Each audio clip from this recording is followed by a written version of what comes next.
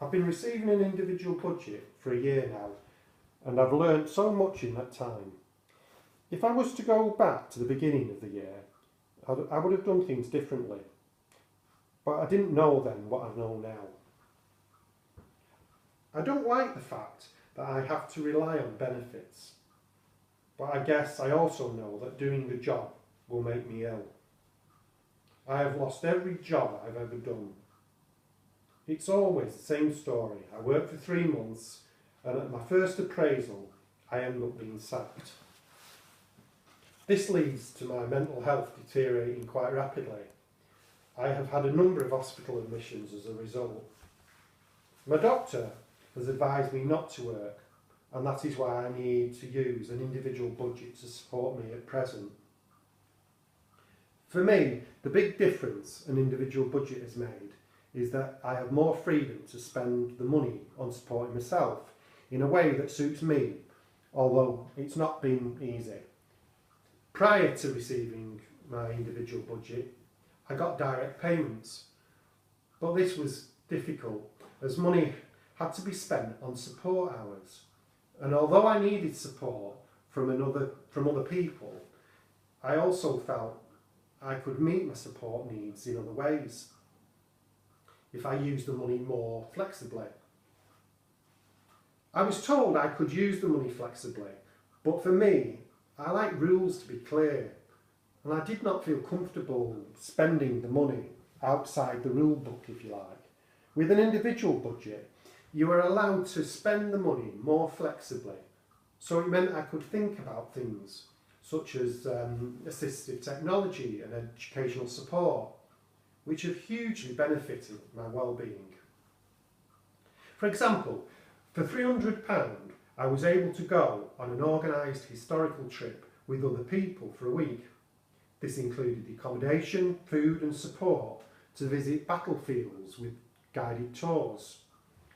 The type of support offered was ideal. It took away any worry of making arrangements and decisions. It gave me a break from my routine.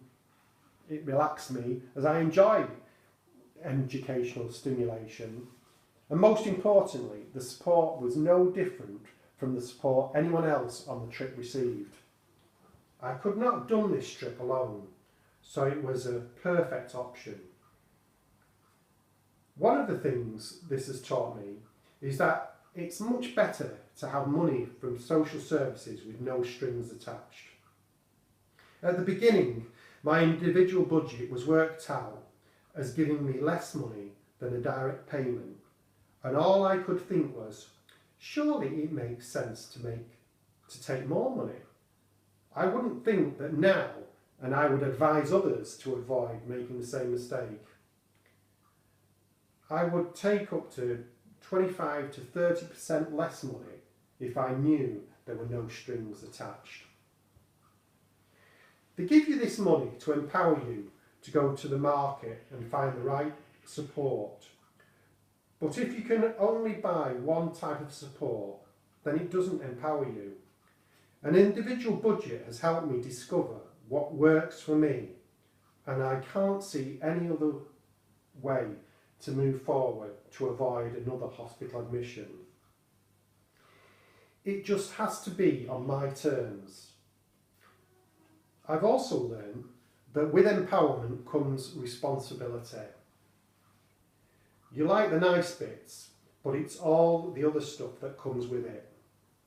There are a lot of technicalities, and I've often needed more advice and help on how to spend the money. It will empower you, but it can be a headache. One of the problems with the individual budget for me was the support plan. I found this very restricting.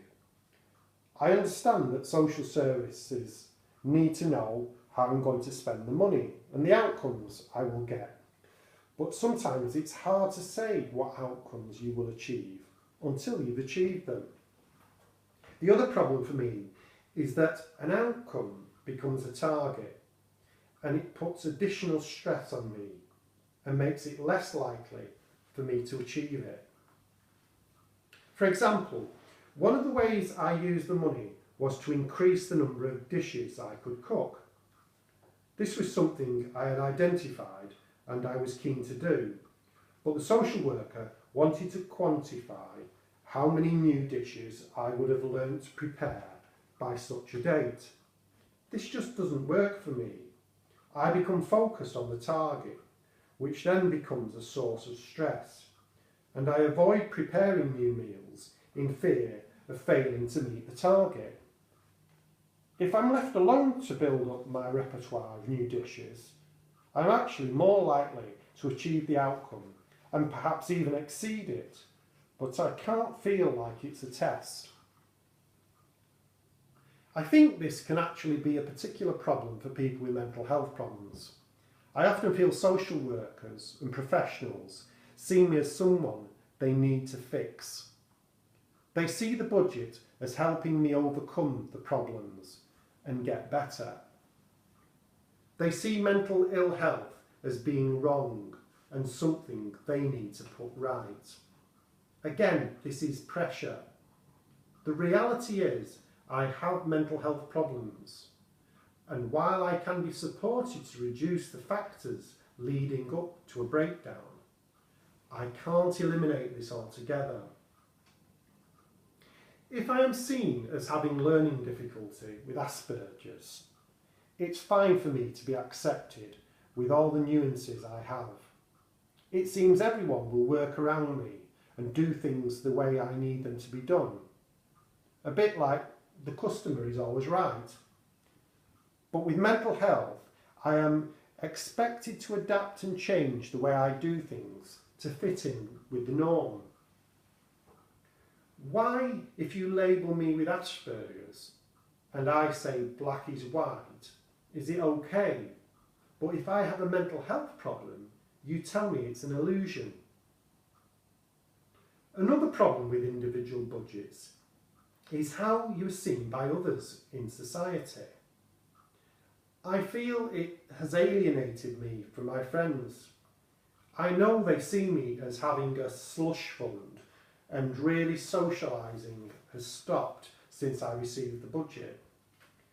People have been working hard for a crust, and I have just been given this sum of money for doing nothing. I know that's what people think. When I lived in a supported living flat and my problems were very evident to everyone who met me, it was fine for my friends. They visited me in the flat and they were okay with that. They were paying for me to be disabled and I was clearly disabled.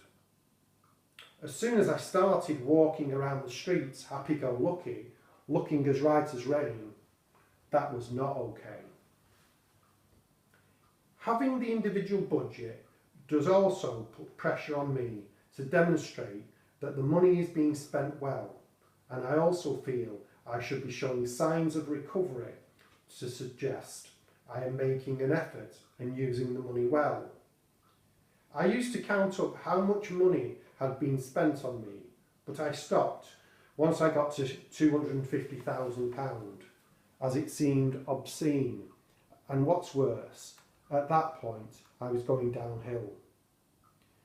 I feel I should contribute to society, but often I just don't know how I can do this. I resent not being able to work, but I also know the danger to myself and others if I do work. It's all about risk, and it's heartbreaking. I find it hard to say what a social worker can do to help, as they work within very restrictive systems. They might have ideas of working with people, working on your behalf, but it is always contrary to what their managers are telling them. The framework they operate in is too conservative, negative and restrictive. On an individual level, I think social workers need to take people at face value. Don't assume you know better, even if the reality is that you are talking to me at a time when my mental health is poor. You need to get inside and understand me and my way of thinking. It's no good telling me I am paranoid. Think of it in terms of me not understanding the evidence I have been presented with. It's not about colluding with me or agreeing with my statements or thoughts, but just trying to share my perspective at that time. Even if you think my point of view is dubious or fanciful, take time to understand the fantasy and then work with it. Once we have this dialogue, trust can build, and I will be more receptive to support or thinking about ways in a different way. Social workers need to know what's not going to be changed. The fact that things go wrong for me from time to time can't be changed, but we can work on the factors leading up to it so as to reduce the frequency or degree to which it happens.